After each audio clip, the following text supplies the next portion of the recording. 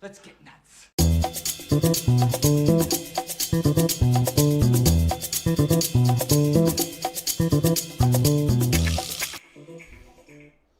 Whoa, what am I doing here? What's happening, everybody? It's Film Junkie Live time. Let's get nuts. What is happening? It's Monday, the end of Monday. We have to put this Monday in the books. April 14th, how we doing today? Hopefully doing pretty good. Hit that like, thumbs up, do all the things. Hopefully you guys are doing good. Hopefully you guys had a good weekend. Hey, the Giants are playing right now. I'll try not to get too distracted. They are winning, which is good. They're doing good this year. That's all I have to really say about that. Hopefully I didn't jinx it. Probably did. But what can you do? So hopefully they pull out another win here. Good times. Let's see. Let me make sure I got everything going here. Retweet that and pin that. All right, we're good. All right, talk to me. Who's out there? Who's out there? We got Super Reviewer. Oh, baby, this gonna be make people hate. Damn, bring back Henry. Man of Steel 3. Okay. I mean, we should probably get 2 first, but hey, I guess you could say Batman vs. Superman is 2. That's a lot of interesting hashtags right there. What's going on, D-Man 7? That's Superman on the right. It's supposed to be Superman. Zing. And we got Ryan right here. That'd be great if Henry could play Bizarro. Oh, I thought it would be kind of cool if he actually played Jor-El, but I don't think that's actually going to happen. So, what's going on, Taladia Plays? Good to see ya. We got Hardboiled Eric right here. I don't blame the Luca or Abdy. I don't blame The Rock either. Trigger warning. Watch out. We got Monique right here. Good to see ya. Great to see you out there in the chat. Turn that off.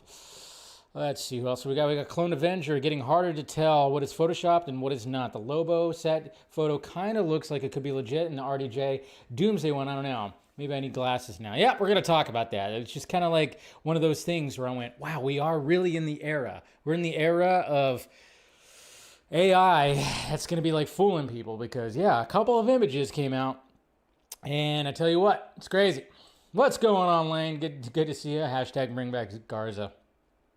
Hey, he's always got an invitation. Anytime that he wants to come back to the Vodka stream, there's still a group chat that has the old crew. We still have it. And I sent it there. So anytime that those guys show up is because they get that link there. Just saying. Ninja Gamer 13, I only asked if you were saying Air Cut with has no chance. You said you don't actively promote due to its being different situation than Snyder Cut since it made profit. It's not on the studio's radar. Yeah, I mean, it's not the same. I mean, Ninja Gamer, it's not the same as the Snyder Cut whole thing. It's definitely not how it was. And again, I always say missed opportunity. And I really wish Zack would have, I don't know if there was conversations or maybe they just weren't thinking about it. But I mean, I think there was definitely a huge missed opportunity to include that within the Snyder Cut pitch. So now it's just, yeah, it's not the same. And yeah, that movie did make a bunch of money. Justice League didn't. So there is that aspect of it too. And of course, they're not really thinking about any of that right now because they are trying to get their new movies, get them some W's, get them some wins. What's going on, Shano? Good to see ya. We got Music Man right here. Dave, how is Henry Cavill coming back now? He's not coming back. No. This is just about this article that came out. I talked about it on Friday's Film Junkie vodka stream, I should say. I talked about it on Friday's vodka stream, and then I just kind of want to go over more of it, and then of course the reaction that I saw online over the weekend to all this. So, what's going on, Dell? What is up? Good to see you, bud. Hello, darling, Miss Lisa. How you doing? Great to see you. Yeah, it's getting warm, but yeah, you're in Vegas, so it's getting warm there too, but yo, what's going on in Indiana? Jake, what's happening? All right, what else we got? We got Skate and Geek Out. You watched the new Black Mirror? I haven't watched it yet. I've been really bad. I still haven't watched the studio, and then, of course, you have Black Mirror, so I got to catch up on stuff. I did, of course, watch the first episode of The Last of Us, which I'll be giving my review of it at the end of the stream. So let's see what else. James Gunn said he would love to work with Henry Cavill in the future, which is why a lot of people thought he would be Jor-El or Ultraman. It would have been interesting. Oh, yeah, I know. Lane, I saw that. Yeah, we saw our first image of Johnny Depp as in his first role back since God knows when. And it's literally, it's a movie called Day Drinker, and it's like, yeah, I think he's going to be going method when it comes to that, right? What's going on, Edmund? Good to see you. All right, we got Jacob. I saw Warfield yesterday. Definitely prefer Drop and want to see Drop more times with other people to see what they predict will happen in Drop. But hey, Warfield was respectable. There you go. The glove official, I can not tell if the Lobo pick is fake or not, but it looks amazing. Yeah, see, that's the thing. We're in the era of AI, guys. Buckle up, because, you could get something generated, and then you could just kind of make it look like it's a set picture, blurry or something like that. So, again, make sure you guys subscribe to the channel if you haven't already. If you want to support the channel, become a member. We do a members-only stream after every Wednesday stream, and post Monday streams after today's. I post on Patreon. I do a post show, kind of talk about how the stream went and things like that, and things maybe I didn't talk about or whatever the hell. So a little post-show happens. So if you want to support the Patreon, you could do that. And then, of course, naturally with the Patreon, we try to do once a month a Saturday version of the Vodka stream, otherwise known as the Patreon membership stream. So if you guys ever want to join a stream and be part of the panel, do so. So there you go. But yes, hopefully you guys had a good weekend. I had a pretty good weekend. I had a good Saturday. I kind of just tried to disconnect a little bit. Got out of the house, ran some errands, treated myself, and yeah, man. And then, of course, I went to Mama Film Junkie's house because she got a new TV, so I had to, help her set that up with the stand and everything like that, which is always fun. It was fun. You know how it is. You're helping out the loved ones and everything like that to set up the TV and set up things, and there could be some things where you're just like, wait, no, not like that. Yeah, you bump heads, but of course it's in a loving way. And still had fun hanging out with my mom on Saturday, setting that thing up. We got her up and running. We were good. And yeah, and then of course watching baseball, doing all that stuff. And then Sunday, yeah, same thing, watching baseball and then just working on things. So pretty decent, productive weekend. Hopefully you guys had a good one too. I see some more people out there. I see Anna. Good to see you. I see William. What's happening, bud? Oh, man. So, anyways, yeah, so my weekend was pretty low-key and just, like I said, but I just was like, I want to disconnect for a bit. So I disconnected, left, and yeah, good times. All right, so let's get started. Let's jump into this stuff. Are the Giants still winning? And they're not showing the score. All right, I think they still are. Should be good. Oh, did I just screw that up? Okay, well, we'll get back to it. All right, let's get to the tweets, guys. Let's get to these tweets. Did I do any movie watches this weekend? Yeah, I watched The Saint. I was talking about that last week and how I wanted to watch the Val Kilmer movie, The Saint, that came out in, 96, 97, 98, one of those. I think it was 97, if I'm not mistaken. But, yeah, it's on Paramount Plus, so watch The Saint over the weekend. Oh, that's Zack. Yep, that's a good hit. Yeah, the Giants are winning 8-4. Awesome. Anyways, I watched The Saint, and I love that movie. Even watching it on Saturday, I went, man, this movie is so 90s and so I was just in constant nostalgia, I don't know how many times I watched that movie when it was on HBO, before we had all this digital stuff, when you actually had to look in the TV guide. You had to open up a book with paper. You had to open it up, and you had to find out when these movies are on. Of course, I think like in the late 90s, that's where digital cable and like a guide started coming in, so it started being a little bit better. But yeah, man, I love that movie. It's just one of those movies that should have been a franchise, really. And Val Kilmer made the correct choice to not return as Batman for Batman and Robin, and to do The Saint as opposed to that, because he knocks that out of the park, because obviously he has to put on all these disguises, do these voices, do the different voices and accents and everything. So it was just a perfect role for him. And not to mention Elizabeth Shue, I tell you what, even when I was watching it on Saturday, I haven't watched this movie in forever, but just watching it, I'm like, God damn, such a crush on Elizabeth Shue, especially in this movie. She's still smoking hot. She's still got that very pretty face of hers and everything like that. Just love Love that movie. And it should have been a franchise. Anyways, all right, let's go ahead and start off with some Fantastic Four. We got Entertainment Weekly right here that released this little like a cover, I guess, for Fantastic Four, and it's a motion cover. So check this out.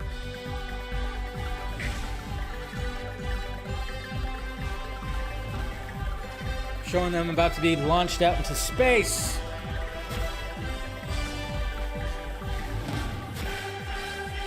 There they are. God, that looks cheesy. But it's supposed to be, okay? I get it. But oh man, did I see some people that are just going, what the hell kind of Fantastic Four is this? There was backlash when it came to this, because there's backlash with everything now, okay? Everybody just wants to shit on everything now. And yeah, there was people that were complaining about the way that they look, the spacesuits, and the actors that have been chosen too. It was kind of crazy seeing the comments underneath. Sometimes I just like to dive, I just hold my breath, brace myself, dive underneath the comments to see disgruntled fans. But I think this is kind of cool, and it's going to be interesting. And that's not the only thing that Fantastic Four that came out. There's something else that also came out when it came to Fantastic Four that was pretty damn interesting. That came out actually yesterday. So. And we got some art right here, too. Speaking of Val Kilmer, we got this pretty awesome art right here of Val Kilmer, of course, as Bruce Wayne and Batman. This is from Mark Ratz right here. Pretty damn cool. I like it. I don't know if what is that? Lake Como Comic Art Festival. But very well done right here. Mark Ratz right there. You could do the QR code, Mark Ratz Art.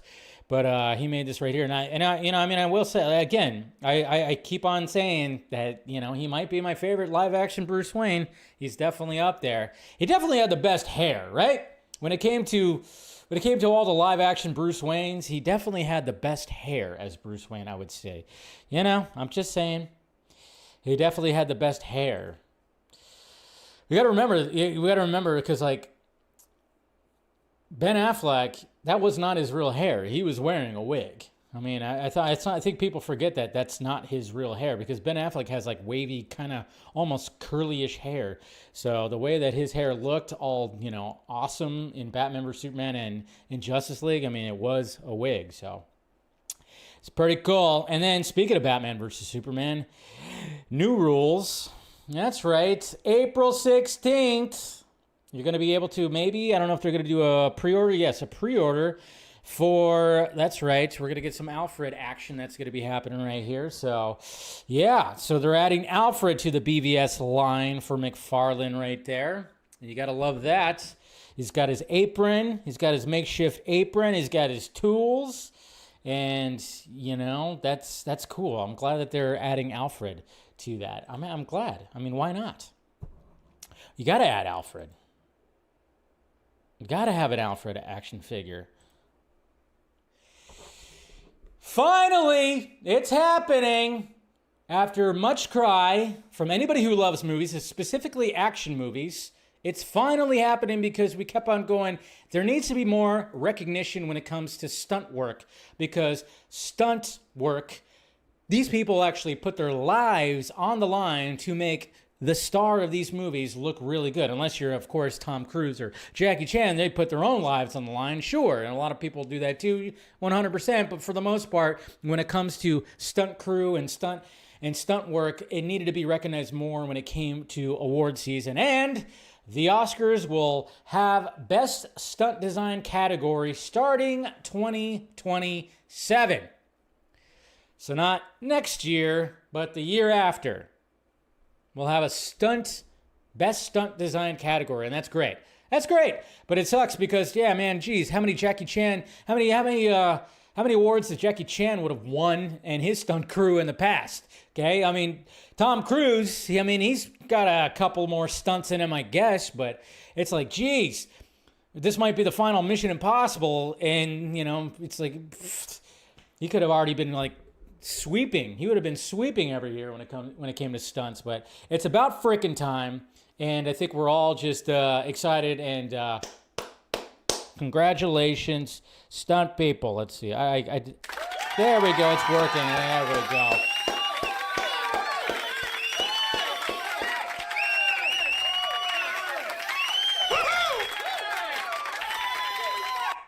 Hey, the drops are working. For some reason, that one hadn't been working in a little bit, so I'm happy about that.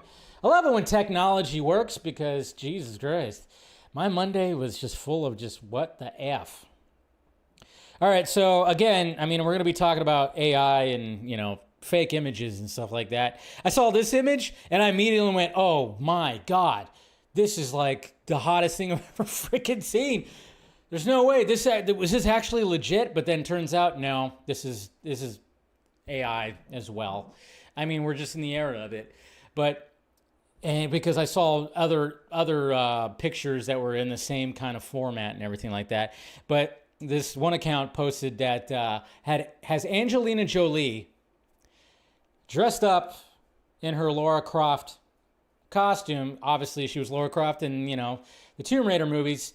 And it shows her, well, playing Tomb Raider. And I thought, tell me this is actually real. And I just saw it. I was like, hi, geez, that is just, wow. Oh, my God. But then I'm going, oh, yeah, it's freaking AI. I got a little too excited because, I mean, come on. That's a hot picture right there, guys. Holy Lord.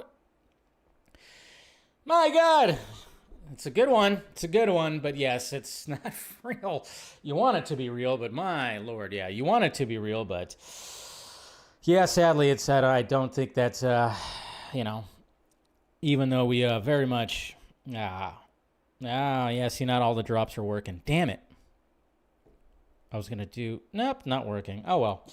But yeah, that was a pretty hot picture right there. I'm just kind of going, yeah. But I saw a couple other ones that were made too. And it was like, man, but that looked pretty legit right there. So. But I mean, immediately I was like, yes, this is fantastic. Then I went, oh, wait, of course it's fake. Good, duh. Jeez. That's terrible. But then we got A24 right here. A24 did something pretty cool because, you know, we had Warfare that came out this past weekend, which, of course, is co-directed by Alex Garland. And I really enjoyed it. It was just one of those movies when the shit started going down. It does not let up until the credits basically roll. And I really enjoyed it, but we have to remember Alex Garland, his first movie, I guess you could say, Ex Machina, came out 10 years ago this past weekend. So it was kind of cool that 10-year anniversary of that. And then, of course, he had a new movie coming out this weekend, A24. And A24 posted this on Twitter, which is really cool. It was just kind of like a mix of, because we always love it. And if you go see the movie and what they're watching is it's a lot sexier, that's for damn sure, but... I just thought it was pretty funny. Just like totally synced up. Totally synced up. That's pretty cool. So good on A24. You gotta love that. Let's see. We got that. That's DC news. It's also DC news. A lot of DC news. Yeah, I'm gonna talk about that too. I mean, this is not really DC news, but this is just really cool right here because, you know, we all love us some Michael Keaton Batman. You know, obviously he was the first cinematic Batman, and he was a fantastic Batman. And I don't know, epic movie guys right here. They got. I don't know where they found these epic film guys, not epic movie guys, epic film guys. You have these little behind the scenes images of Michael Keaton testing out the costume. Look at that right there. So obviously they were still trying to figure it out. They got the little bust right there, which I think that is pretty much what he was going to be wearing. The cowl. That's probably not finalized either. There's still some lines in it, but so he's got right there, and then of course we got this shot right there. Him crouched down looking in the mirror, and I love that. I mean that must have been interesting to put that on and to be like, oh yeah, that's pretty cool. But at the same time, he was like, holy shit, I can't hear anything. I can't move my neck. What the hell? I wonder who this is, like right here. Is that like a relative? Is that somebody? I don't know. Some little girl right there that's looking also. So just kind of cool. Kind of cool to see stuff like that. Very rare shots. God knows where they came from, but I appreciate that. Just like I appreciate it when people make awesome posters for old iconic movies like The Terminator. And we got Mike David right here that made this awesome, like vintage looking poster for the first Terminator. That's pretty cool. So you got, of course, Arnold's face, you got the sunglasses, but with red, and then the reflection, of course, of Linda Hamilton and Michael Biehn right there. So pretty cool. I would actually gladly rock this poster on my wall. Gotta love that. I love it when people, you guys know, I'm a sucker for artists that make stuff like that. That makes stuff. And this is funny right here. Okay, so I saw this video. I forgot who retweeted it, but I saw it. But this is literally a live-action Looney Tunes cartoon or a Tom and Jerry cartoon. I don't know, not really Tom and Jerry because there's no mouse in here. But this is like a cartoon with animals, live action, because there are 3 different animals kind of fighting with each other, and it was just kind of like crazy how it all happens. So right here, you got 2 cats that are about to go down and just like fight each other. Then you got this bird that just is, birds are smart. Birds know how to antagonize. Birds know how to antagonize, and check this out. So the bird's like, yep, go for it. And then they start fighting. The bird's just trying to antagonize to get it going. And then they're going, and then a dog comes in and goes, break it up, guys. What the hell are you doing? It's so crazy. You know, it's just like the bird was just totally just making this happen. Just kept on poking the beast. And then the dog comes in and is like, hey, what are we doing here? It's just good stuff. I mean, it's like a live action Looney Tunes right there. Seriously. Do you guys remember with all the Supergirl talk that we've been talking about, because obviously there's been the set photos and, you know, Supergirl is currently filming right now, but it reminded me that a while back, you know, before the Snyder Cut came out, before we got the official version of Superman returning in the Zack Snyder's Justice League. Do you guys remember when a certain website was trying to push out there that possibly in the trailer that, there's actually going to be a Supergirl in this Snyderverse? And I think this shot right here in the trailer is our first look at Supergirl. Like, it's not a hologram of Superman. No, it's a hologram of Supergirl. Good times. Do you guys remember this? Do you remember this shot right here? And there were literal people and a website, a certain one, that was trying to basically, con the whole Snyder community into thinking that they actually had the inside scoops on a lot of things when it came to the Snyderverse. But that was funny. I remember that too, and I remember like when that came out, I went, "Are they serious? Are they fucking serious?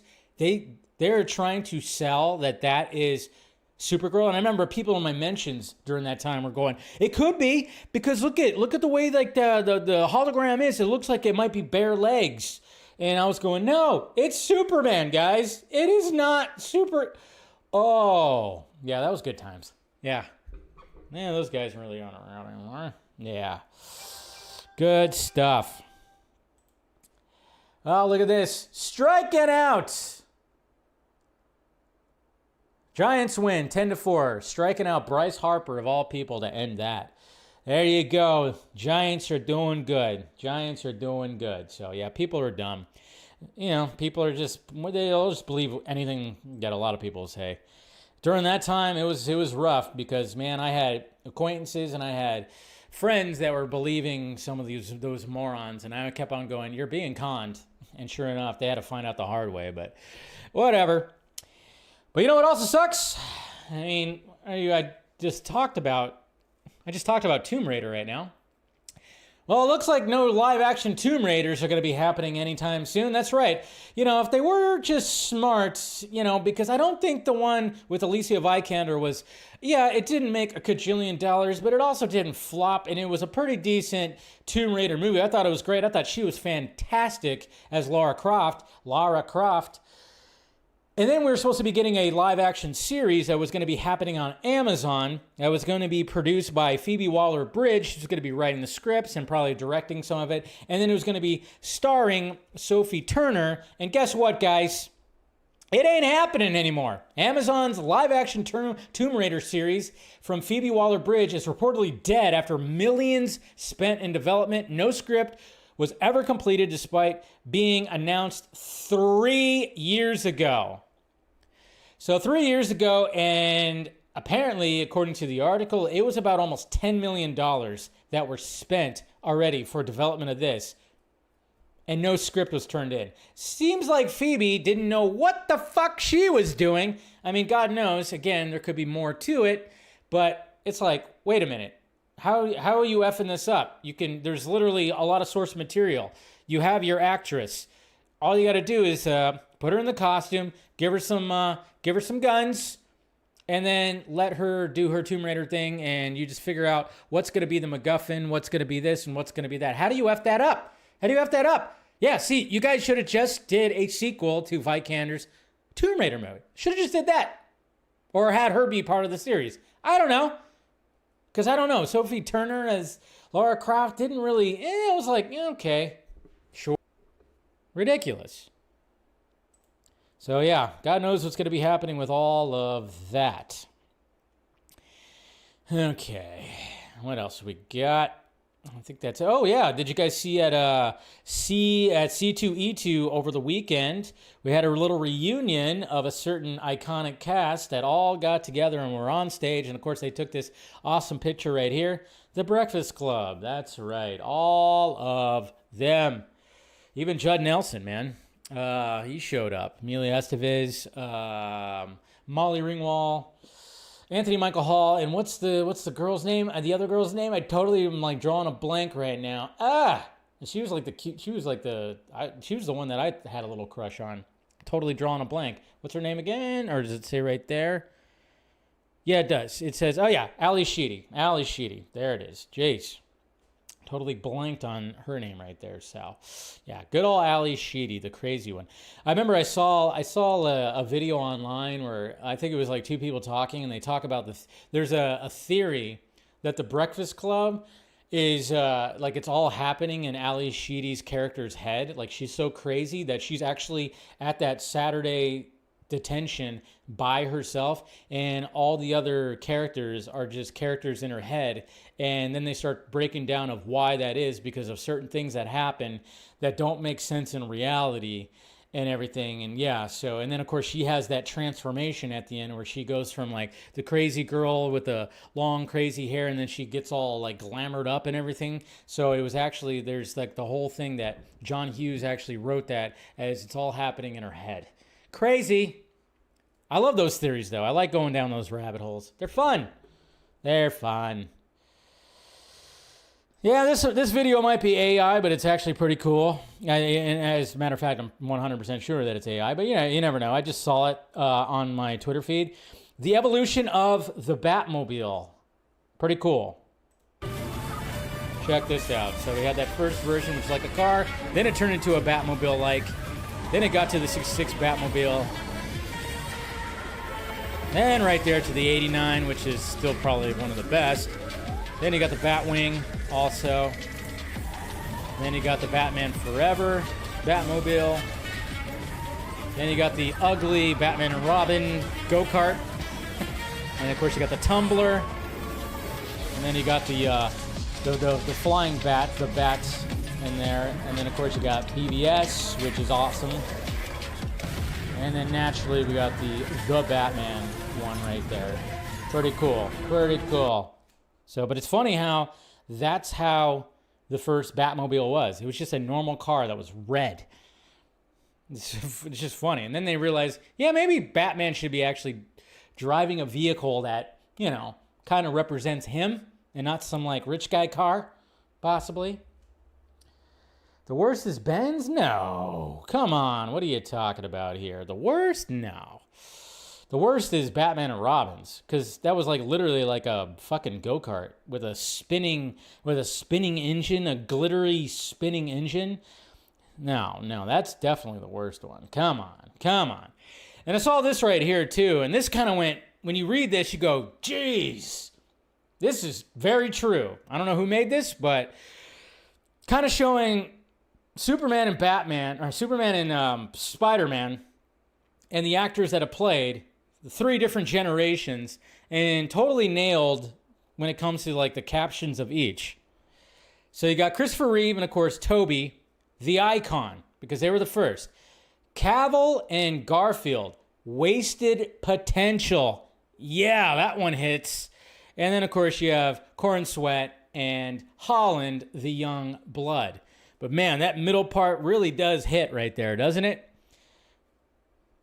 Wasted potential. I mean, you know, Cavill got 3 movies. Of course, he wasn't in the third one all that much, but when he was awesome. But and then of course Garfield had 2 movies, and I don't know. I don't care what anybody says. I think the Amazing Spider-Man movies are good. I like them. Yeah, maybe the second one was a little too congested. I guess a lot of moving parts when it came to that, and I think the Goblin stuff was a little, you know, whatever. But still, there's a lot of great visuals, and he was just a great Spider-Man and Peter Parker, and yeah. So when I saw that, I was like, oof, that definitely is good. That definitely is good. So. Corn Sweat is the most memed Superman ever. Yeah, why is that? Because you guys hate him so much there, Lane. Guy did nothing to you but take a role, and you guys want to just shit all over him. That's mean. It's all right. He'll take it. He's fine. Let's see what else we got. Oh, yeah. And then, of course, okay, so, of course, with the all the chicken jockey madness that's happening with a Minecraft, yeah, certain movie theaters are taking it upon themselves to be like, hey, guys, can you not, like, destroy the movie theater? Can you not throw popcorn all over the place? So some of these movie theaters are posting this right here, talking about chicken jockey. Not a Minecraft expert. You might leave a little confused. But hey, welcome to the block party. Please remember, be kind, be respectful. Be kind, be respectful.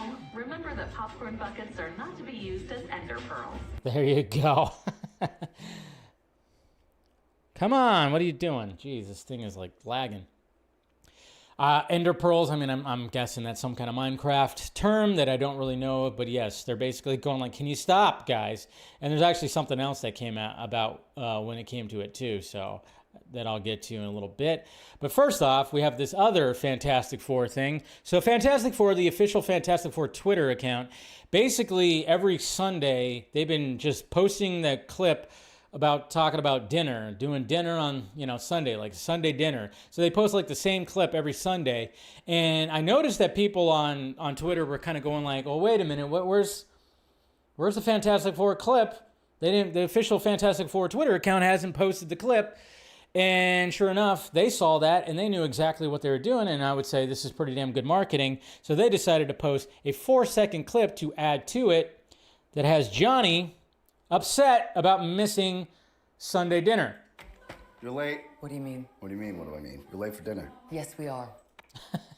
So there you go, late for dinner.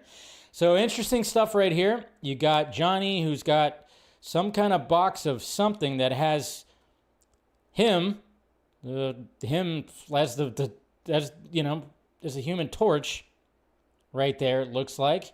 And then what's interesting too is, you know, exactly like the what they're talking about here. You know, there's some layers in this 4-second clip.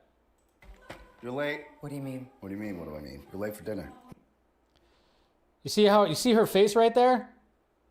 We all know what's happening, right? What do you mean? What do you mean? Because she's knocked up. So that's like a little bit of a layered joke right there. Not joke, but layered little dialogue right there. You're late, and she's like, whoa. Just, does he know? Does he know? So, yeah. So we already know, it's already been confirmed that, yes, Sue is pregnant. She prego right there. So a little bit of layered, and I think that's pretty awesome for the official Fantastic Four Twitter account to actually do something like that. That's good marketing. It's good marketing right there. Hey, we got some Zack Snyder news, and this has to do with Rebel Moon. That's right. Have you guys forgotten about Rebel Moon yet? Hopefully not, because there's still Rebel Moon goodness that is happening, and that, of course, is Zack Snyder's Rebel Moon getting new comic book prequel series from Titan. Yes, this is going to be about Nemesis, which she was probably one of the top characters. Just under Jimmy, I would say. Just under Jimmy when it came to that. So yes, Zack Snyder's Rebel Moon space opera is getting a comic book prequel series based on the origin story of some of the characters. Rebel Moon Nemesis from Titan Comics will tell and delve into the story about the cyborg sword master Nemesis, played on screen by Duna Bay, from award-winning writer Gail Simone and artist Federico Bartoni. The comic series will take place before Nemesis became a sword-wielding, partly mechanical assassin, and is described as an action-packed and badass story in the style of a revenge western in which an innocent woman finds herself in the path of Imperium soldiers who slaughtered her family. Cool. I like it. So, we haven't heard anything about Rebel Moon Part 3. I don't know what's going on with that. I couldn't tell you. I hope that there's still going to be a Part 3 because I want him to expand on that world, even though I enjoyed the Army of the Dead universe more, and I want some more of that. But for the next year and a half, 2 years, I think Zack's got to be pretty busy when it comes to UFC movie, Brawler, that LAPD movie. I don't know what's going on with that. And then, of course, there was that 300 series that he's supposed to be doing at Warner Brothers. I don't know. It's all very interesting when it comes to what's happening there. All right, we'll wait for that. Oh, yeah, then I don't know if anybody out there lives in Southern California. So we had an earthquake today. That's right, we had a freaking earthquake today. That was fun. So my landlord was here because our garage door was not working, so he was looking at it and getting it fixed. So I don't know where I was. I was not in this room right here, but all of a sudden my phone just started making like a crazy noise, and I was like, what the hell kind of notification is that? What the hell? And I look, and it's like a Google alert that says, hey, there was an earthquake, this many miles from me, you might start feeling something. And sure enough, within 3 seconds, all of a sudden my house starts shaking. It starts kind of rumbling a little bit. Then it starts really shaking. And then I was like, oh shit. And then my phone starts freaking out again and kind of letting me know what to do. Get underneath the table. Get into the door frame and shit like that. It wasn't like a huge earthquake. I mean, it was in the San Diego area, and apparently it was like, I don't know, a 5.7? I don't know. I mean, it shook pretty good, but it wasn't like, whoa, but it was just a little, but it is kind of crazy. Technology. My phone scared me more than the actual earthquake. My phone was like startled me, like especially when it freaked out again, and it was like, brr, brr, do this, you're gonna die. I was like, Jesus Christ, what are you doing, phone? God, I get it. It's fine. We're good. But it was crazy. Good old Southern California, guys. So yeah, we had an earthquake today. Fun times. Sometimes it just go like, wait a minute, why do I live here? It's crazy. Why do I live here? The ground shakes. And if it shakes really hard, you're screwed. You don't know what's coming. Anyways. What's his name? Okay. Zack Cregger. So Zack Cregger, who, well, apparently he's going to be, he's making the new Resident Evil movie. He's making a new Resident Evil movie, and I'm like going, okay, that's cool that he's doing that, but Zack Cregger was like the one who did Barbarian, which I really enjoyed Barbarian. And one of the things I really enjoyed about Barbarian is it seemed like he was setting up more than just this story, this crazy story. If you saw Barbarian, you know what I'm talking about. I mean, obviously it's a crazy story, but it seemed like there was more to the story that he was setting up. And I was going, okay, when are we going to get some kind of continuation with that? Because Barbarian did well, because again, horror has been killing it for the last few years. Low budgets, and then of course exceeding and getting profits, of course, because they don't, the budgets aren't super high. So he's got a new movie coming out called Weapons. Now, Weapons sounds really awesome. They showed the trailer at CinemaCon, and I've heard nothing but good things about it, and even the description sounds really cool. Essentially, what Weapons is about, first off, I don't know why it's called Weapons, because even when you hear what's the plot, it doesn't even, like, why is that called Weapons? But apparently, there's a classroom full of children. So we have these children that are, in the small town that are part of a classroom that all disappear at 12:17 a.m. in the night. So you see like the kids like get out of their houses and then they just vanish. They just vanish. So it's like, what? Okay, interesting. So for marketing of this movie, they decided to create a website called maybrookmissing.com. 17 local children leave home simultaneously at 2:17 a.m. A chilling mystery has gripped a small town of Maybrook after 17 children voluntarily left their homes Wednesday morning. Authorities are baffled by the inexplicable disappearance, which has shaken the community to its core. Upon investigation, front door camera footage showed the children leaving their homes at 2:17 a.m. Wednesday morning without any signs of force. Since then, little information has surfaced, and the case continues to baffle investigators. In response, a school gathering was held where growing unease among parents became clear. As the town struggles to understand what happened, officials continue to urge the public for any leads while Maybrook is left waiting. And right there, too, there's a link that talks about an underground prison discovered in a rental home, which is Barbarian. This is like Cloverfield shit. I love it. It's good marketing. Remember when Cloverfield came out back in, 2008? And you had to like go on websites to try to uncover some mysteries and stuff like that. So it seems like this Weapons movie is in the same universe as Barbarian. And I'm going, yes, because you watch Barbarian, they are setting some weird shit up there that you could just see that they were. And I'm like, thankfully, I'm like, yes. A Barbarian verse. Yes. That's what I'm talking about.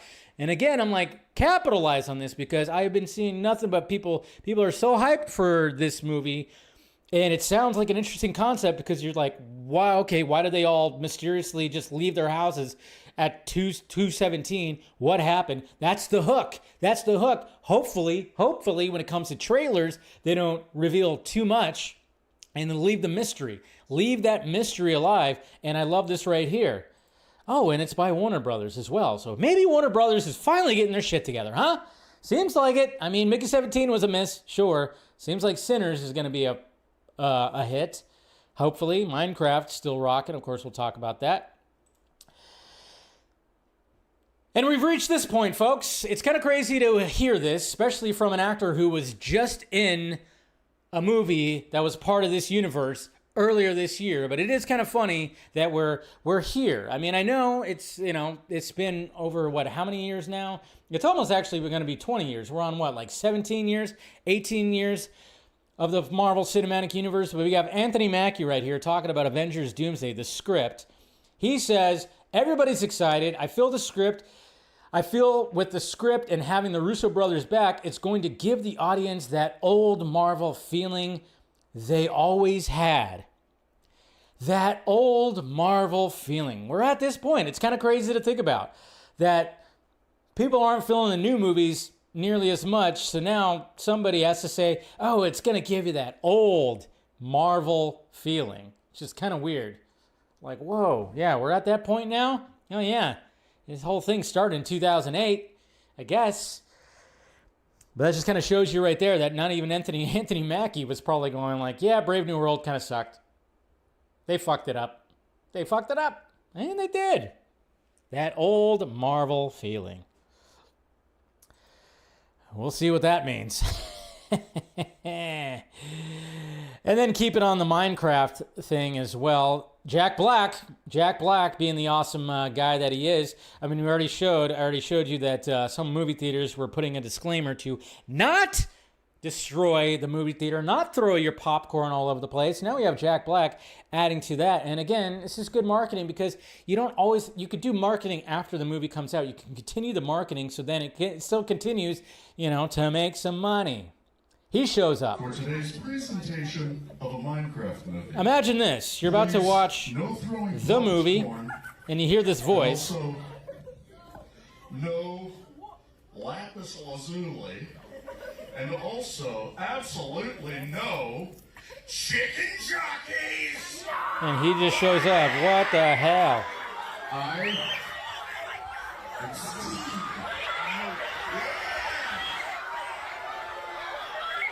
Look what I brought. My actual pickaxe. Are you ready to rock? Ladies and gentlemen, please enjoy a Minecraft movie! Roll the projector. How do I get He's getting into it.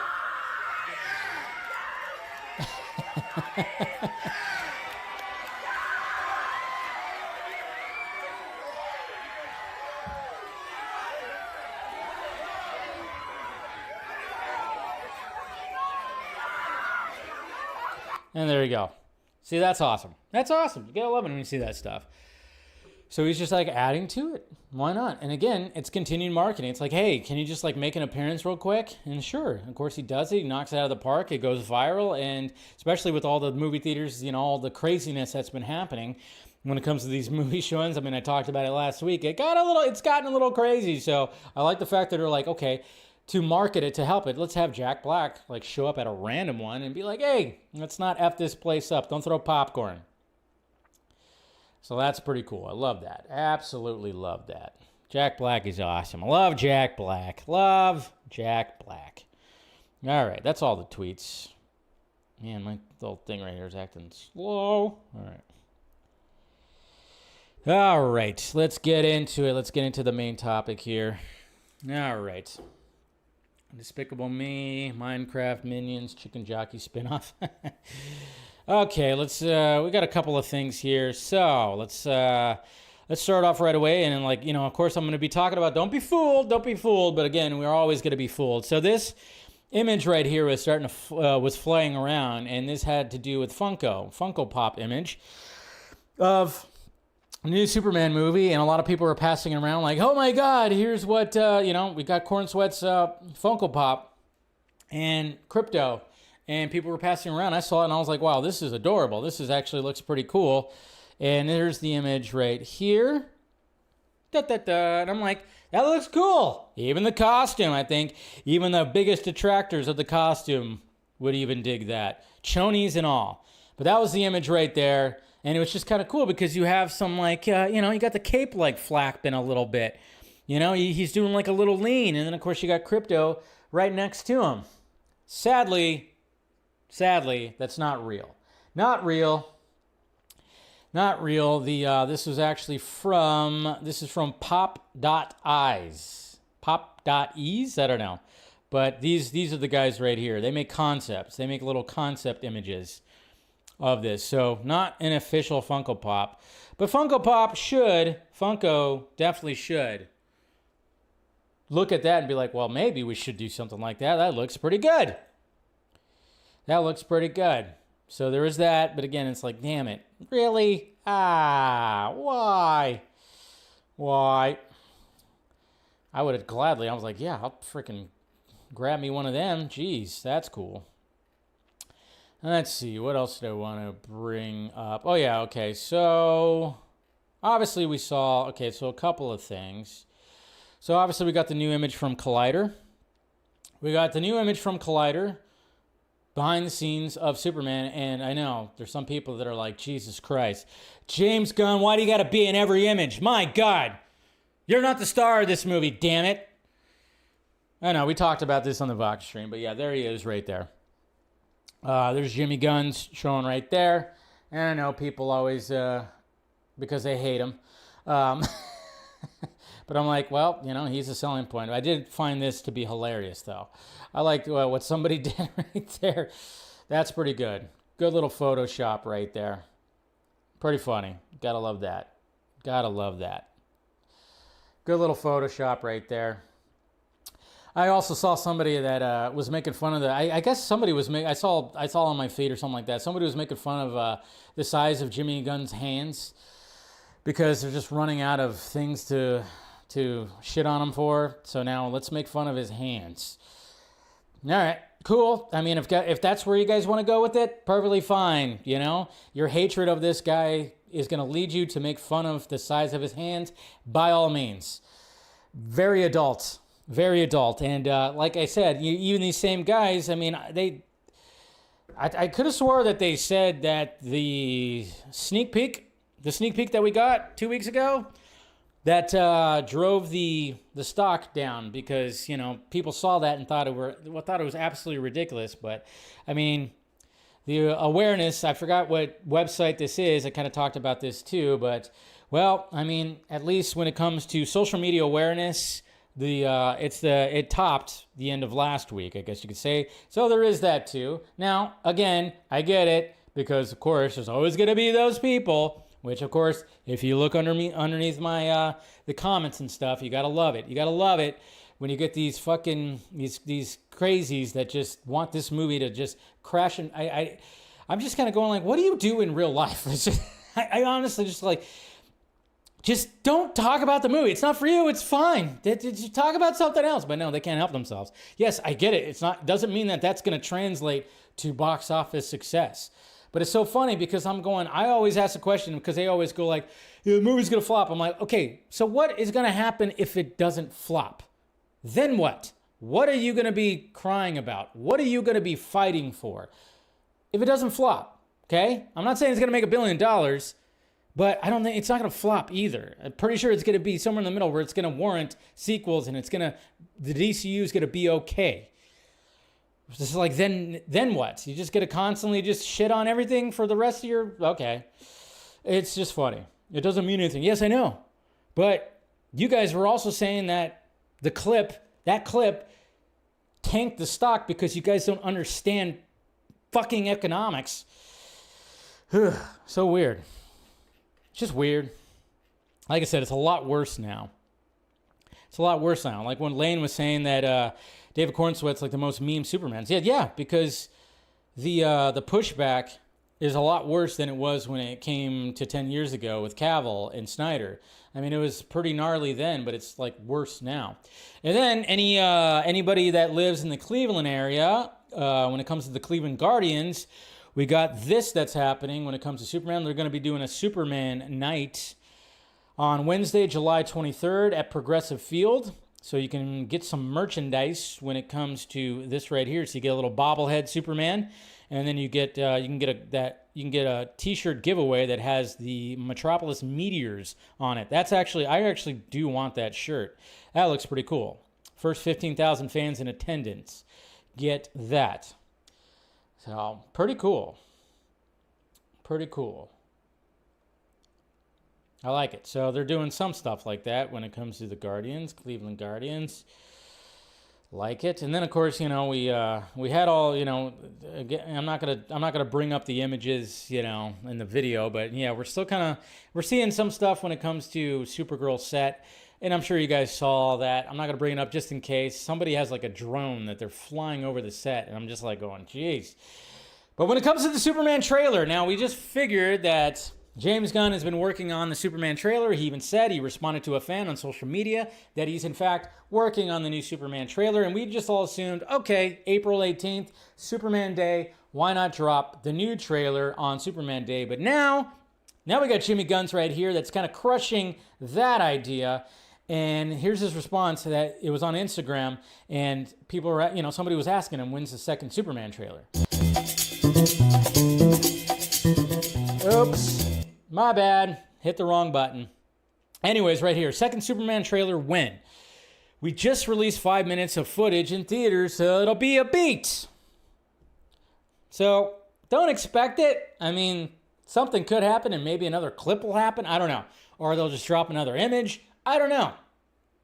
We'll see. But it's not looking like there's going to be a Superman trailer. I'm sure there'll be something Superman-esque that'll be dropped that day, but definitely not going to be a trailer. Probably not. Probably won't be till May, maybe.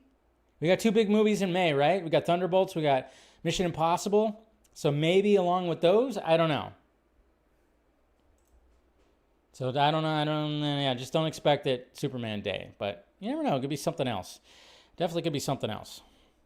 All right. Let's see what else we have when it comes to DCU stuff, and then we'll dive into that whole thing. We'll dive into Scrolling. All right. So yeah, we got all that. Good times. Batman 2, yeah, we got that, blah, blah, blah. All right. Okay. So, yeah. So, we got good old Jason Momoa. That's right, Jason Momoa. Don't believe anything that you're seeing online when it comes to an image of Jason Momoa as Lobo. I guarantee you that is not real. But what is real is the man himself, and he loves to let it be known of what's the status on when it comes to Lobo and Supergirl. And here's him on a bike, basically talking about wrapping up filming of Lobo for Supergirl. What's up, everybody? I just wrapped Supergirl, and my friends are specializing in this. They just hooked it up, my customized S-Works with Specialized, baby! Killed it at Minecraft, and they made this for me. So, Specialized, I love you. Kelly, guys, everybody there, thank you very much. Aloha. And this nasty shit!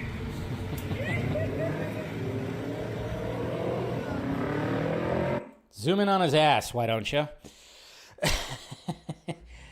Dude's just like, he must be radiating right now.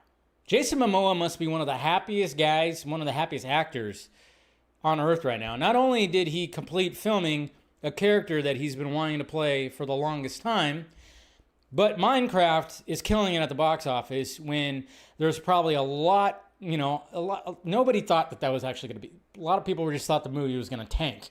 It was going to be awful, and it was just going to hurt his career and everything like that. Dude must be on cloud 9 right now. Cloud 9. So good on him. And you got to love it, man. I want to have a beer with that guy one of these days. Or like 6 beers. I don't know. Yeah, zoom in on that ass. I know, it's just funny because it's like zoom in and it was like, yeah, just get right on his ass right there. And then to wrap up DCU news, we got a prequel comic. Of course, we're going to be getting a prequel comic when it comes to Superman. This is not something new. They do this kind of stuff all the time. I know, the Flash did it. The Flash did a prequel comic or some kind of comic, right? Didn't they do like something? I know Zack did it with like Man of Steel or BBS. I don't know. There was all kinds of. There's been always like this stuff right here. But DC announces prequel to 2025 Superman movie before DC's new Superman movie. Fans have an exciting piece of material to check out leading into the story. DC shared news of a prequel to the upcoming 2025 Superman movie being released soon. Following Creature Commando's debut in December, Superman will be the first of blah, blah, blah, blah, blah. Amidst the numerous details fans already know about Superman, one known fact is the DCU's first movie will forego the classic origin story for the last son of Krypton. However, this does not mean fans will be devoid of any sort of setup of the film and blah, blah, blah. So, yeah. As listed by Penguin Random House, DC is set to release a prequel novel tied to the release of 2025's Superman. The book will be titled Superman, Welcome to Metropolis.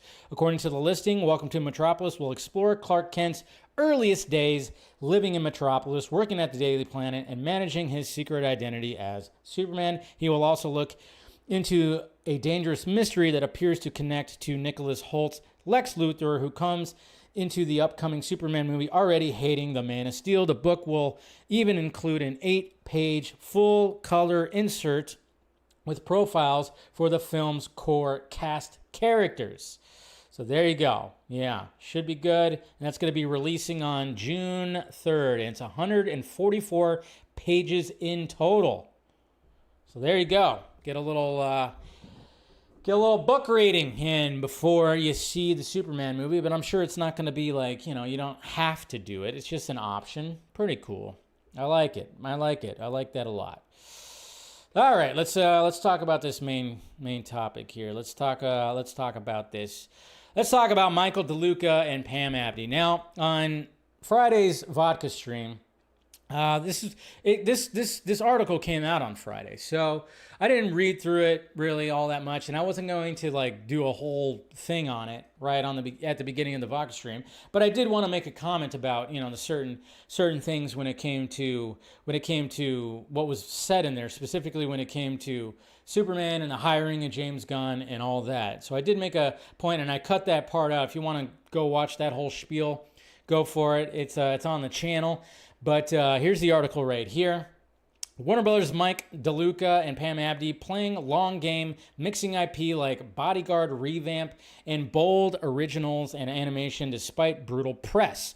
Obviously, yes, the brutal press being that they might be out of the job and good old Zazzy Pants was going to get rid of them, which didn't really make too much sense. But exclusive, if you focus on snarky and largely unsubstantiated reports, you might figure Warner Brothers Pictures co-chairman CEOs Mike DeLuca and Pam Abdy would spend this weekend boxing up their belongings.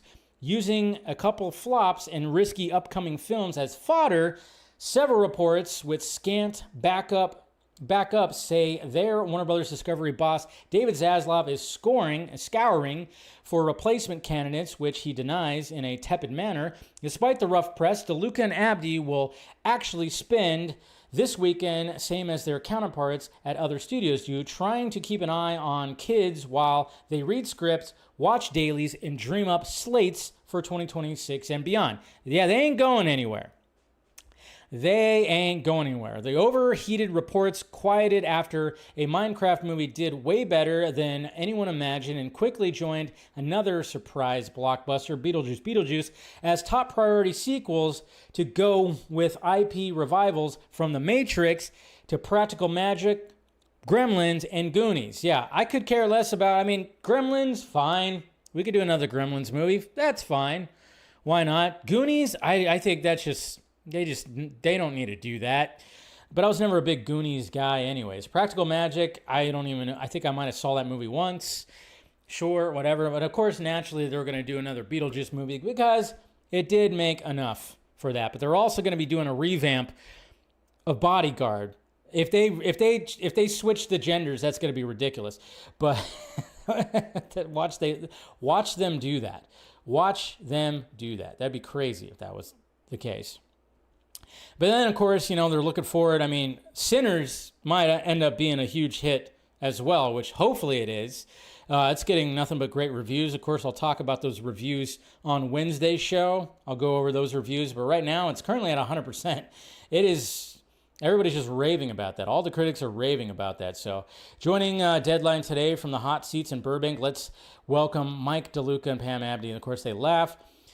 You've both been around long enough to have taken punches and scored successes as execs and producers. Considering the speculative press coverage you might be replaced, what kind of toll does it take on a filmmaker-friendly executives when your job as Sinners writer-director Ryan Coogler told Deadline a couple of days ago to empower movies that are going to get people to leave their home TVs and go to the theaters? And DeLuca right here, like I said, I'm not going to go through the whole thing. I just wanted to do the introduction and then pushing back against the reports out there. We are veterans, and you do develop a thick skin as you roll along here. We just try to drown out the noise and keep our heads down and do the best job we can do. I think what's different about this era from times past is we're now living in this era of the snark industrial complex. With the rise of clickbait journalism and the propensity to lean into anonymous sources and fake news, you kind of realize, well, this is the moment we're in. And these jobs come with a certain amount of scrutiny. That's fair. We are given a mandate to take swings with original material with the world's best storytellers. And those kind of films are always going to get the most scrutiny. That just comes with the territory. So we just try to stay focused and doing the work. And of course, Abdy also says, I don't think the pressure to picking movies and deciding what movies to make and the movie making process has dramatically changed over the decades. And we've been doing it since they've been doing it. It's still the same idea of picking right. Sometimes you're going to pick winners. Sometimes you're not. Sometimes you're going to pick movies that are critically applauded and then don't find an audience. I think what's more difficult in this era is what you were saying earlier is about how do you get the audiences to come out of their house, and it's the chemistry and the alchemy of all the things coming together at the same time, whether that's the concept of the movie, the talent that's directing the film, the dating of the film, what's going on in the world around it. I think that's what has become a little more, it's a little more challenging. It lifts the pressure of it all, and I think that makes the job still exciting. So they're still excited about stuff. And like Mike said, we've been doing this a long time and people are going to punch us all the time. But I'm from Jersey and he's from Brooklyn and we can handle that. Yeah, that's right. We can handle it. We're from the streets. We're from the streets. And of course, they talk about Sinners and it seems like Sinners, and they're raving about Ryan Coogler. They talk about Greta. They talk about Paul Thomas Anderson. I mean, let's face it. Warner Brothers hopefully is on the way up with some of the talent that they definitely have when it comes to filmmakers. I mean, Mickey 17, yeah, that was a miss, which sucks because I enjoyed it. I thought it was like, okay, that could be something that could be a hit, but it didn't quite find an audience. And then, of course, they talk about Drew Goddard. He's going to be writing and directing the new Matrix movie. And they got the Ocean. I mean, the one thing, okay, well, we'll get to it. And, of course, they talk about, we don't need to talk about the Joker stuff anymore. We know. And, of course, talking about Zack Cregger, which we talked about earlier. And then here we go. So here it is right here. Okay, so right here, this is where it all starts talking. Deadline says, how about Superman? I recall you started that one before James Gunn and Peter Safran became heads of DC. DeLuca, yes, we hired James in secret to start his Superman script before they took the job. Deadline, the CinemaCon trailer generated a lot of back and forth. And when's the next Batman with Matt Reeves and Robert Pattinson? DeLuca, I love Superman. I think James Gunn has crushed it. It's got tons of his trademark heart and humor, and the action is jaw-dropping. It's the Superman I grew up with, so I get choked up when I watch it. I think it's so epic and visually arresting and emotional. The performances are great. It is a 5-star movie to me, and I can't wait for the world to see it. Yeah, we're really excited about Superman. James crushed it. And then, of course, they said right here, Deadline asked, a closer cousin to the Richard Donner directed originals with Christopher Reeve? DeLuca said, I would say in spirit, it is closer to that, but it's also a big hunk of epic sci-fi. It has a little bit of what I loved about Guardians of the Galaxy, but it's true blue Superman. The comic book sources that he uses for inspiration, All-Star Superman, and the like are in there too. It is really a love letter to what has made Superman endure for almost 100 years. He managed to get it all in there. And then Abdy, of course, brought up the whole the Batman stuff. We're not in the weeds on the Batman stuff. It's really James and Peter Safran who run DC. We have a bit of other collaboration with Matt Reeves, but Peter and James know he is a writer, directing auteur in his own right, and that it will come when he's written the best Batman script and is ready. So there's all that. And then, of course, they go off and talk about animated stuff and all this blah, blah, blah, blah, blah. So the biggest thing that a lot of people were responding to, of course, was the fact that they said that they hired James Gunn in secret. And seeing a lot of people talking about that. And then, of course, when everything was said and done, well, let's just face it. There's, people out there, they have turned, like I said was going to happen on Friday. They have big time turned on Pam Abdy and Michael DeLuca. Now, I totally get it because now when they're hearing all that, they're like, oh shit, they already had him hired on and blah, blah, blah. What? Well, yeah, sure. I've been talking about this for a bit, and I know you guys have been following along when I've been talking about it for a little bit. Remember when all that was happening? When it came to Black Adam, and I even have a stream around that time that I think I called it Into the Rockverse or something like that, because from what I was hearing, and I can only say what I was being told, and then just looking at the timeline of things, because we're never going to know officially what all happened. But of course, if you're looking at a certain group out there, I mean, I literally saw somebody say that they fake rehired Cavill knowing they were going to fire him, and they just wanted to do that to humiliate them. So I was like, Jesus Christ. So apparently this is some kind of humiliation like Hollywood thing that I keep on hearing about. Is that what they did? So Pam Abdy and Michael DeLuca hate Henry Cavill so much that they hired him on only to fire him. And I was like, wow, I can't believe somebody actually said that. And somebody actually thinks that. But that's just where we're at right now. But at the same time, I'm like, okay, so when I saw people go like, well, shit, we should turn on them. I'm like, okay, I don't mind you criticizing. By all means, criticize all you want. They are studio execs that made studio executive decisions. And when it came to that time, like I was saying, there was a bit of a power struggle. Nobody knew what direction they were going to be going with the DC IP really at all, because they still had movies in the works. They have arguably at the time one of the biggest movie stars that's going to be releasing a movie, but at the same time it wasn't tracking well. So then there's this whole talk about getting Henry Cavill back and getting him in the movie. And I think during all that time they had James Gunn, who had a totally fresh pitch that he like pitched to them for Superman, while also already being hired on to do Suicide Squad. And so they were just kind of gauging. To me, it was just like they were gauging, because if you see, when Black Adam came out shortly after, that's when they went, yeah, James Gunn's got the gig. Because there was like a crazy little power. Remember, like James Gunn wasn't even promoting Black Adam at all. If you guys remember that. Even though his wife was in the movie,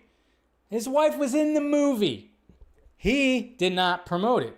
Because I think there was a little bit of bumping heads when it came to Gunn and Saffron and Dwayne Johnson and Seven Buck, because they were all they were going for the job.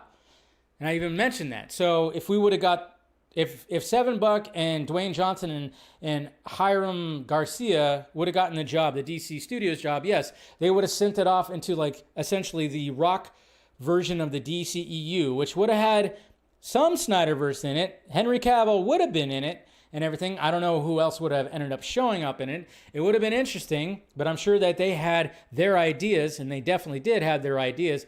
But when they saw that Black Adam was not going to be a hit, and the fact that putting Henry Cavill in it wasn't going to move the needle at all, they were just like, you know what? Let's just start over. Start over with that, you know? So, in a way, yes, Luca and Abdy, being studio execs, they definitely cheesed up. They cheesed up Cavill's return, because the biggest mistake, the absolute biggest mistake that they made was to have Cavill announce that he was back and even talk about it on stage. That was a big mistake. And then, of course, when it was released out into the trades that a new Man of Steel movie was going to be made. Big mistake. But then at the same time, maybe, I guess they were just trying to gauge and looking at the analytics. I don't know. It's pretty slimy, and you could totally criticize that. 100%. I think it's pretty slimy to be like, hey, come on back. Well, and I've always said they promised him a contract. They never gave him a contract. That's why I don't say, when people kept on saying like, James Gunn fired him. It's like, no. These guys, they promised him a contract. But I think, I don't know if they let him know the details, if they let Cavill know the details of like, hey, we want to bring it back. If things go well, you're going to get a contract for a few more movies. We'll get you a contract. But then, of course, maybe it wasn't guaranteed, because it was like, we don't know if this Black Adam movie is actually going to move anything, if it's going to do anything. Because the thing's already had 3 rounds of reshoots. The budget has gotten inflated. We don't know if we were going to get any money for this, and blah, blah, blah, blah, blah, blah, blah, blah. So I don't know. We're ever going to know the details, but I think they should have just the fact that they were like, yeah, go ahead and announce it. Oh, yeah, we're going to put that in the trades. That was where they really cheesed it up right there. And that was ridiculous. Sure. But at the same time, they're just trying to do their jobs. They're not taking anyone's side. They don't hate Henry Cavill. But they were just trying to figure out the best possible solution. And that's why I always say the fact that James Gunn was like, no, I'm just going to, here's my pitch of a fresh take. Why even try to, I don't know, all this stuff over here is just pieces of pieces of pieces of pieces, you know? And Cavill, even though, yes, he didn't get to fully come back and be Superman again, he was still paid 6 figures to do 2 cameos. One of them, of course, didn't make the big screen, which was the Flash cameo. And then, of course, the Black Adam cameo. He got to do both of those cameos within a couple of days, and he made a couple $100,000. So, I mean, yeah, that's still pretty good, you know? It's not bad for a couple days' work. You make a couple $100,000. for just getting into a Superman costume and filming something in front of a green screen. That's pretty good. That's pretty good. So at least there was that. But they were just trying to, I mean, that's the thing. You just got to look at it like that. It's Hollywood is sleazy. Hollywood is sleazy, and a lot of things were probably happening during that time because there was a power grab. And I would say that Dwayne Johnson's he's part of that too, because they were trying to use Henry Cavill as a, you know, they were using him to get people to their movie, even though initially it wasn't supposed to be that, you know? So they were using him to do that. So they were like convincing Warner Brothers to bring him back and to do all this kind of stuff. So there's a lot of things there. And like I said, James Gunn was just like, well, here's my pitch. I think we should just start fresh, and here's what I would do, and which I totally don't blame him for that. And then I always ask these people, especially these diehard Snyder fans that are so upset about this, I'm like, would you want James Gunn to be directing Henry Cavill in a Superman movie? And they say, hell no. And I'm going, okay, I think we're on the same page here. That's why they're not doing that. Doesn't make sense, right? I'm like, hello, what are we doing? So if you don't want that, then that's why he's not doing that. And it's just kind of funny. But it's all crazy. It's all crazy. But I'm not going to turn on Pam and Michael. Let me find it here. Hold on. I posted something. Yeah, right here. You can criticize them all you want with some of the decisions they made. And yes, like I said, they cheesed up Cavill's return big time. Sure, they did. But Cavill's going to be all right.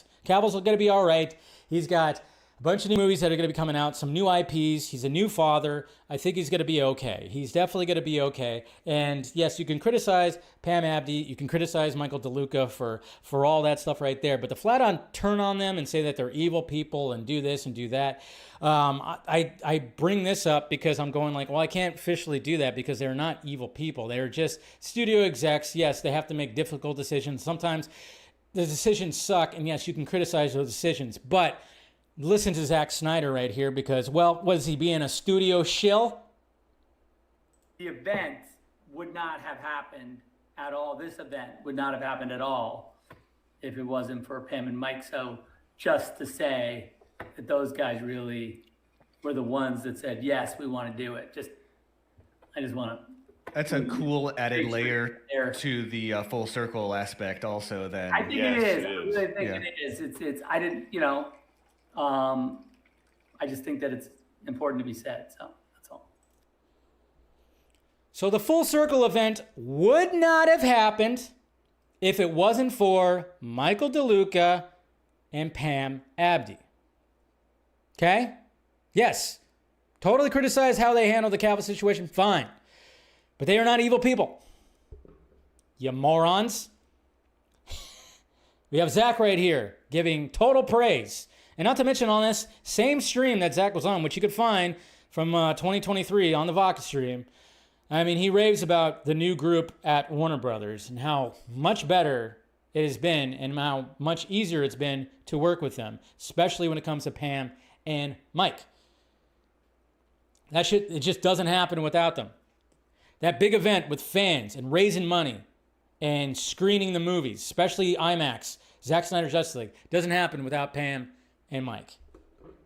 So, it's just something that, hey guys, can you, before you start, saying that they're evil people that were trying to humiliate Henry Cavill, can we just remember this right here? Remember Zack saying this kind of stuff right here? That's all. I just like to bring that up. So I just wanted to bring that out there. Yeah, they could be evil, but they weren't evil when it comes to this. They were working with that. They're not fully evil. Don't worry.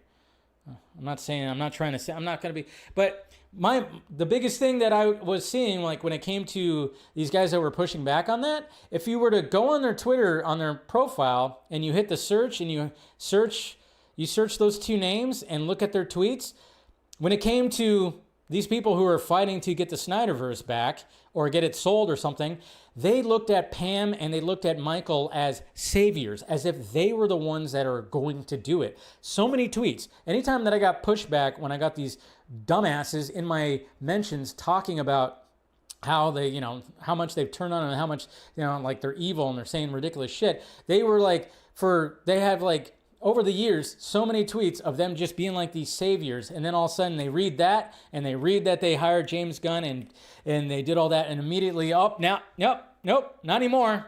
F these guys. And I'm going, okay, guys, can you learn your lesson already? How many times are you going to go through this, okay?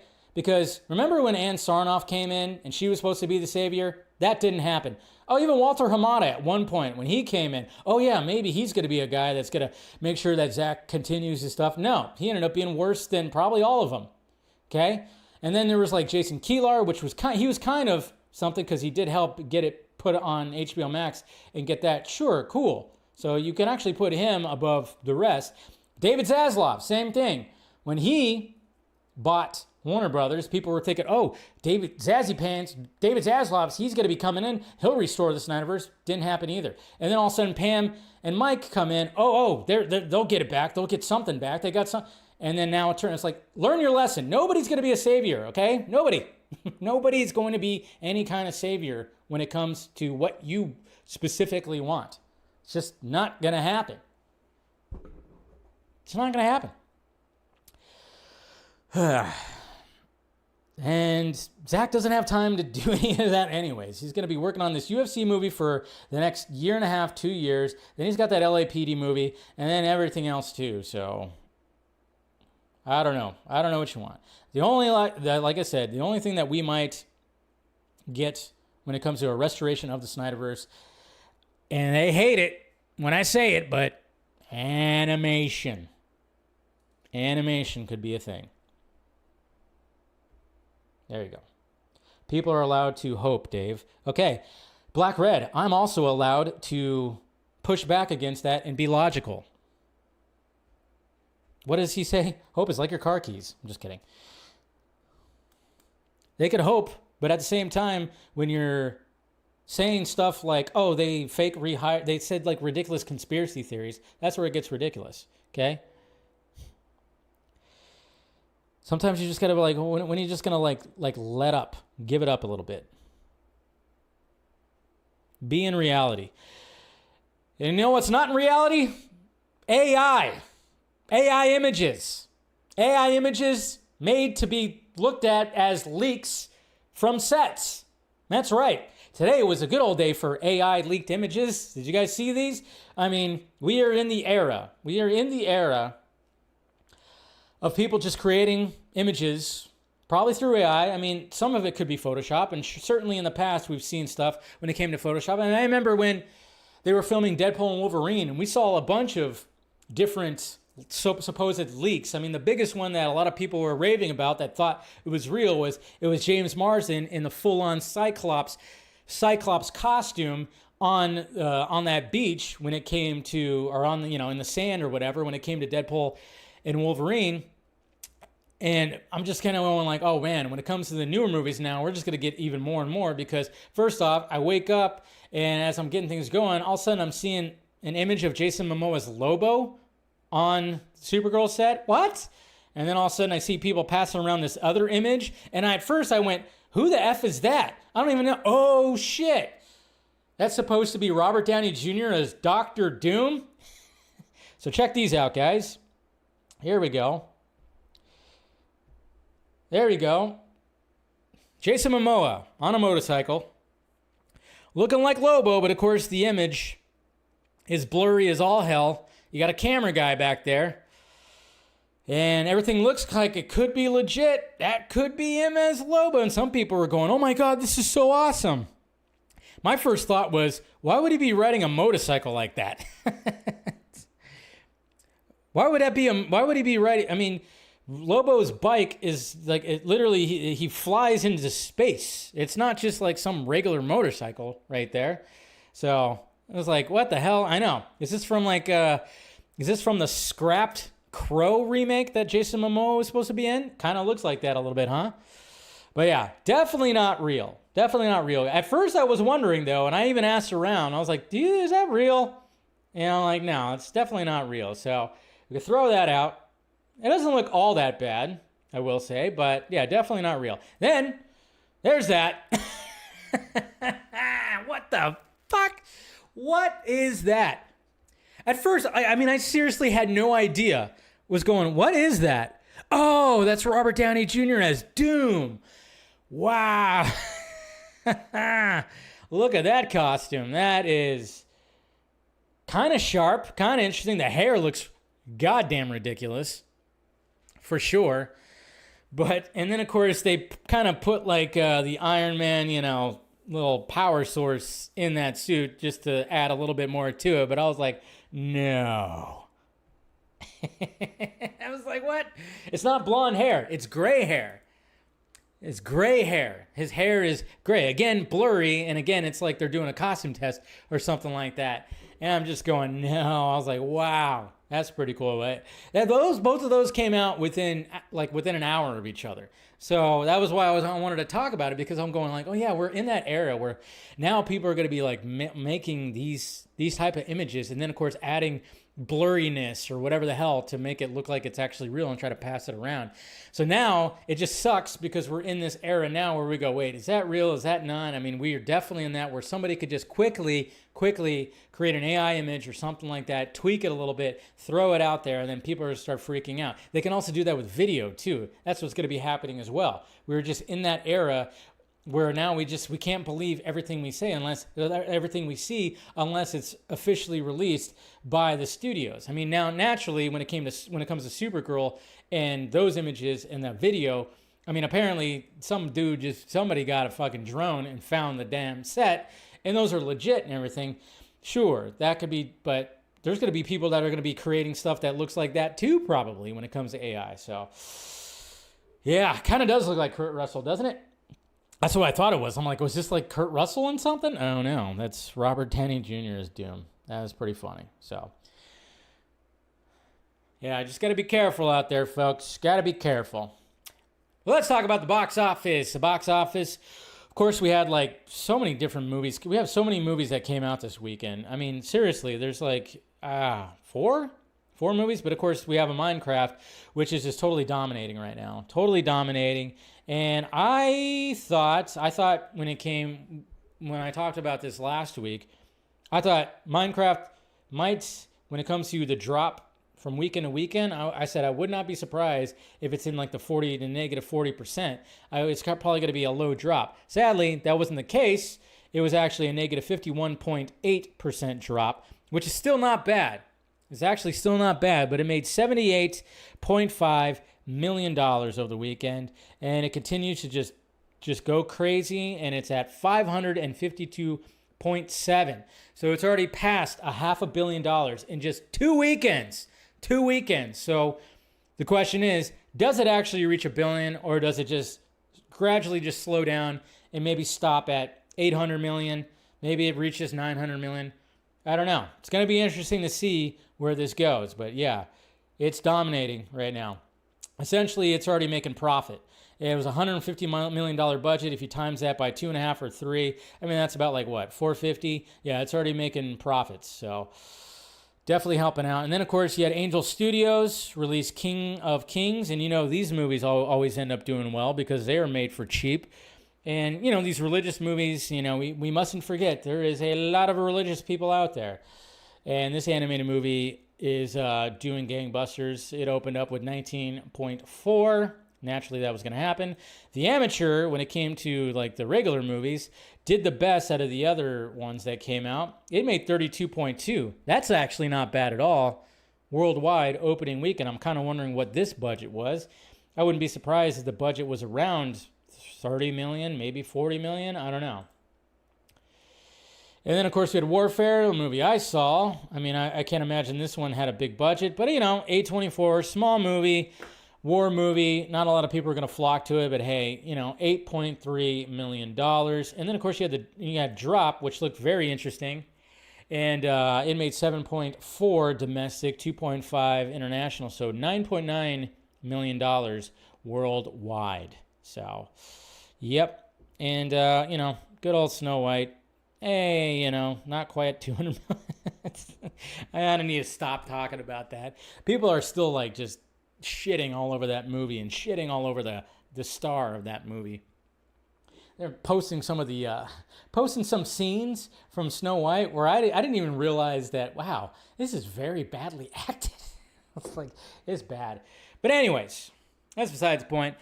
Box office, I mean, it's crazy to see that there was 5 new movies out this weekend. 5 new movies. Crazy. And then, of course, we have Sinners, and I don't know, there's probably something else that's coming out. I don't know, April is pretty stacked. We'll talk about the reviews and everything and what's going to be coming out this week on Wednesday's show. But, yeah, Minecraft movie, I don't know if it's going to... I don't think it's going to make $1 billion, but then again, who knows? But it might... I think it'll reach like 800 for sure. I think it'll cross 800 million. I just don't know if it'll get any further than that. Maybe. I could be absolutely wrong. I probably am wrong. Yeah, and Oscar Isaac, he plays Jesus in that, and Kenneth Branagh. Yeah, it's got a pretty good cast, but it's just kind of crazy because, you know, when people look at Angel Studio and all that stuff, they always think, oh, it's a conservative. Yeah, technically it is, but it is interesting when you have known Hollywood stars that are going over there too, and it's like, yeah, I was like, okay, cool. Anyways, so we'll see what happens when it comes to that box office, and then hopefully, I mean, Warner Brothers could get another win this weekend with Sinners. You never know. We shall see. I know some people hate that, but hey, we always wanted the studio to get better, right? Oh, wait.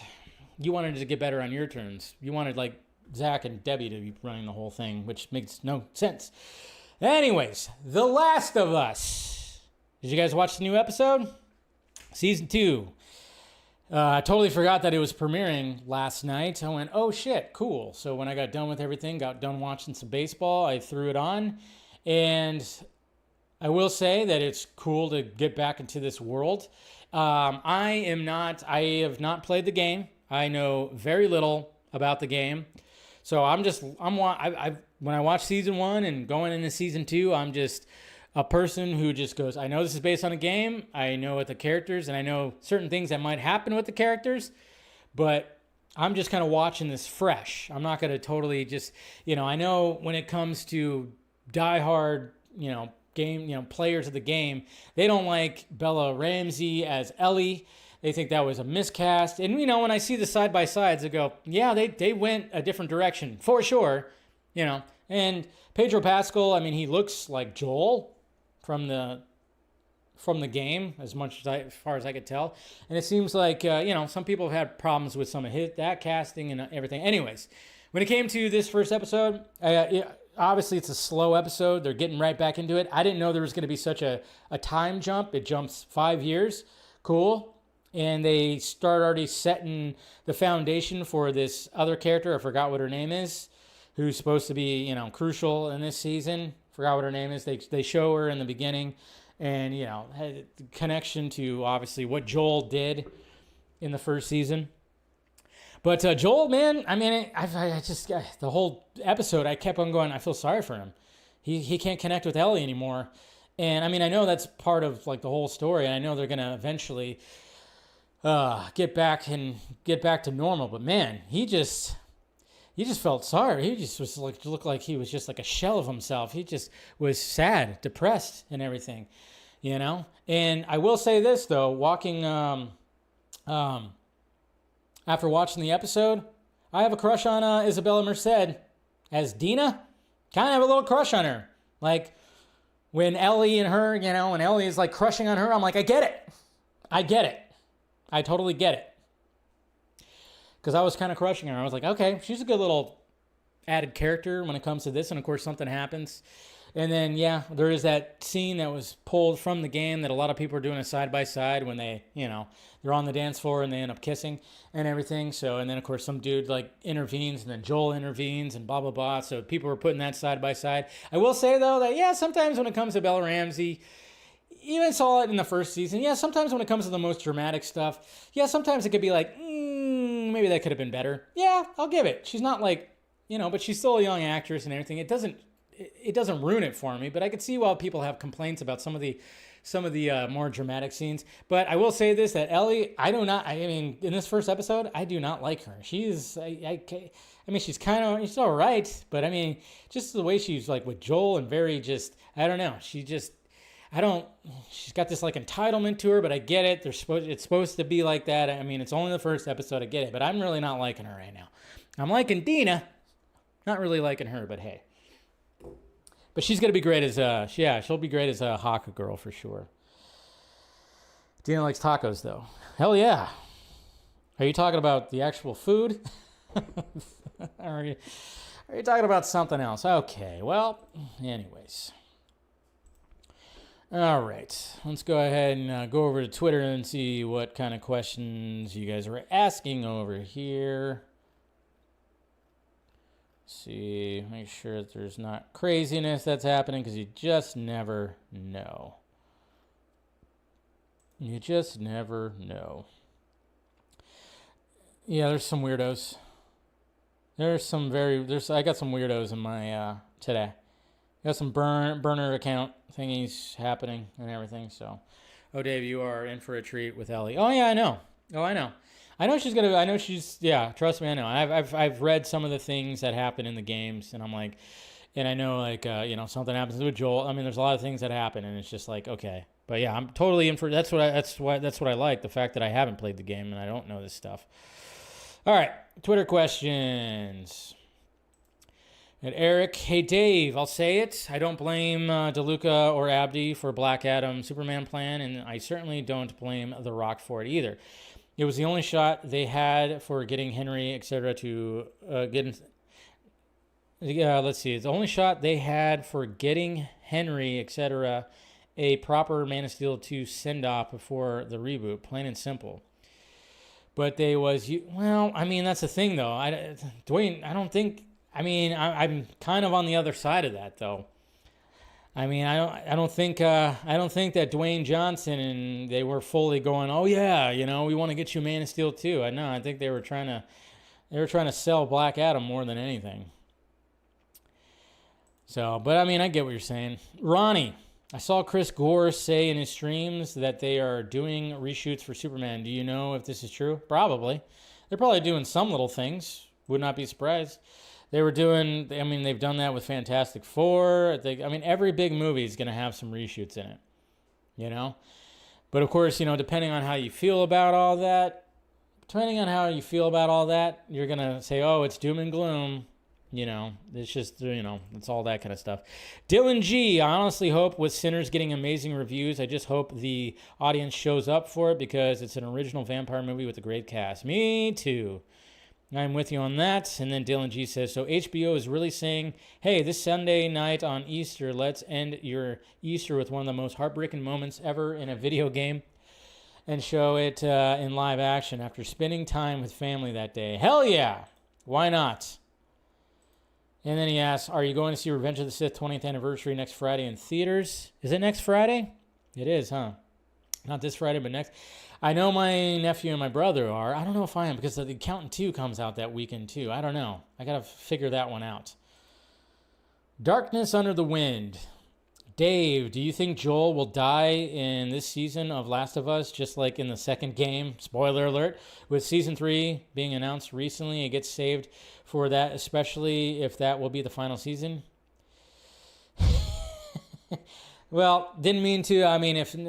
Again, guys, it's already all out there. So sorry if that spoiled anything.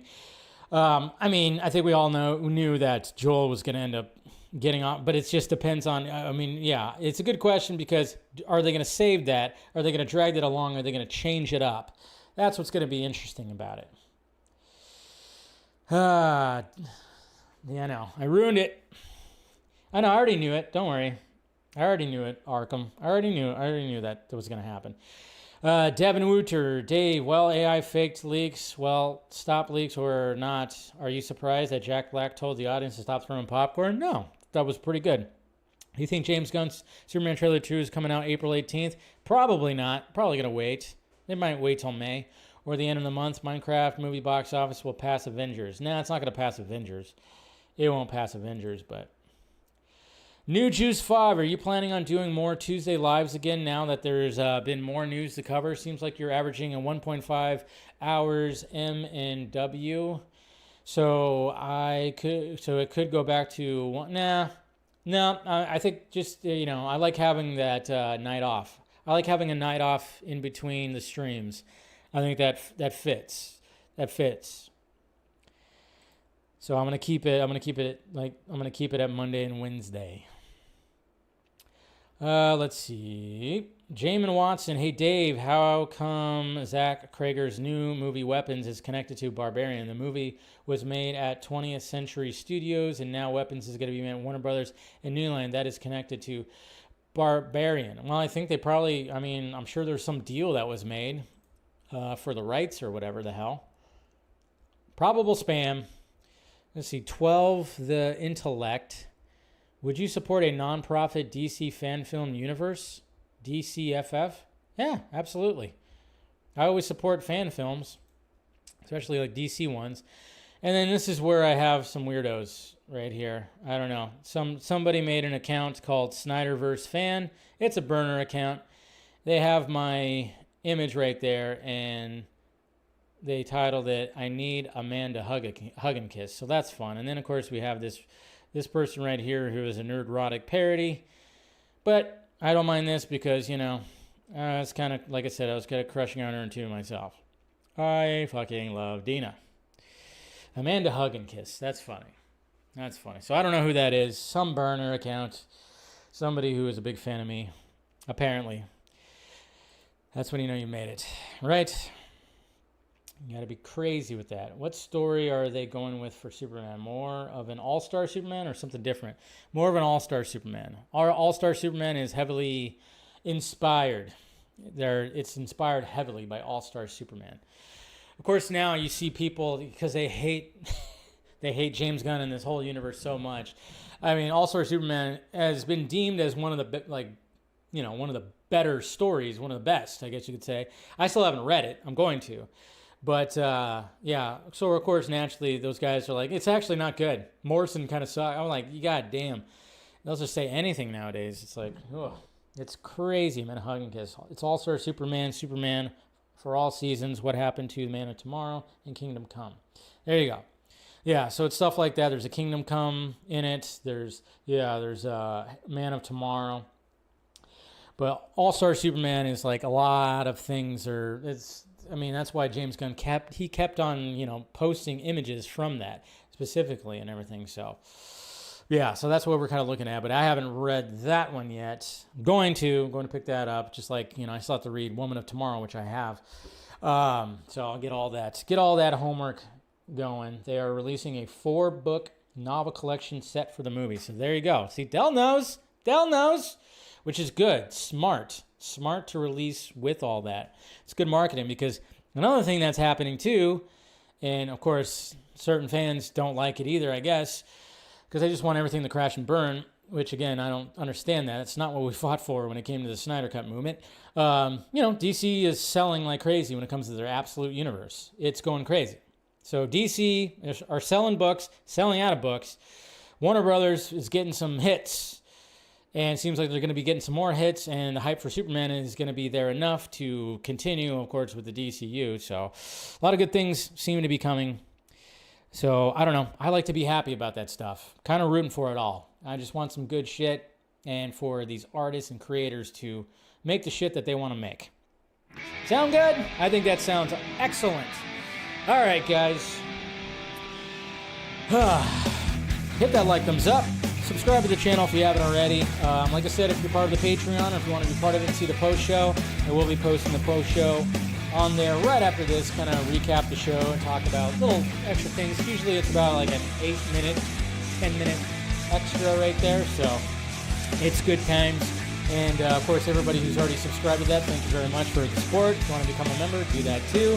Follow me on all the sock meds, mainly Twitter, but I post all over the place, even on Facebook again. But mainly just post, my reels and everything. So, all right, guys, love you. You have a good rest of your night. Have a good Tuesday. I'll see you right back here for Wednesday. We'll talk more DCU news, whatever's out there. We'll talk about the Sinners reviews and Daredevil season finale tomorrow. So I'll be giving my review on that. So, all right, guys, love you. Talk to you later.